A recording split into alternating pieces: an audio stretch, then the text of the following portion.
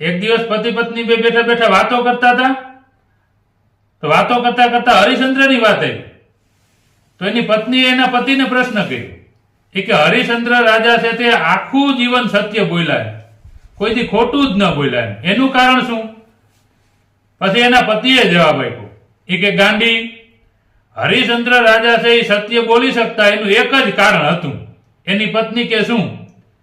તેનો પતિ કે હરિશ્ચંદ્ર રાજાને એની રાણીએ કોઈ દિવસ એવો પ્રશ્ન નહોતો કર્યો કે હું કેવી લાગુ.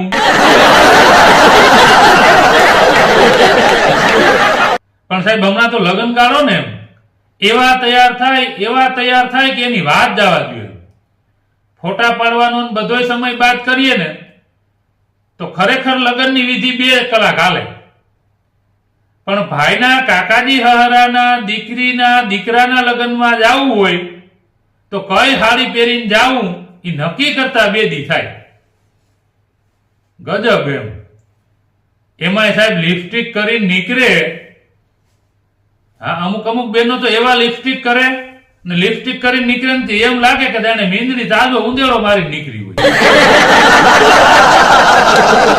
લગ્નની વાત આવી એટલે મને એક વાત યાદ આવી. પતિ પત્ની બે બેઠા હતા. તો એના પતિએ એની પત્નીને કીધું કે કાલે તો આપણે લગ્નમાં જવાનું છે. ત્યાં તો એની પત્નીએ દેકારો ઉપાડ્યો. એ હવે લગ્નમાં કેમ જાવું, એ કઈ કપડા સારા નથી, લગ્નમાં પહેરી ગયા જેવા, કારો દેકારો ઉપાડ્યો સવારના પોરમાં. પછી પતિએ એની વાતમાં બહુ કઈ ધ્યાન ન દીધું અને એ તો બિચારો ઓફિસે વયો ગયો. સાંજે ઓફિસેથી આવીને બેઠો. પછી ઘરમાં એક આટો માર્યો. પછી થોડીક વાર થઈને એટલે એના પત્નીને બોલાવી. કે આમ જો ગાંધી, કાલે લગ્નમાં જવાનું છે ને, તારા માટે હું નવી હાડી લઈ આવ્યો. હા, એ હાડી જોઈને એની પત્ની કે વાહ, આ સાડી તો બહુ સરસ છે. તમે ક્યાંથી લઈ આવ્યા?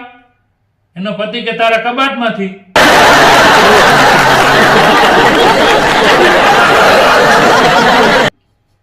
હા, આખો કબાટ ભર્યો હોય સાહેબ તોય એ ઉપાધિ હોય કે હું પહેરી જાઉં એમ. મિત્રો, તમને મારો વિડીયો ગમે તો વિડીયોને લાઈક કરો, શેર કરો અને મારી યુટ્યુબ ચેનલને સબસ્ક્રાઇબ કરવાનું ભૂલતા નહીં. જય હિન્દ, જય ભોલેનાથ.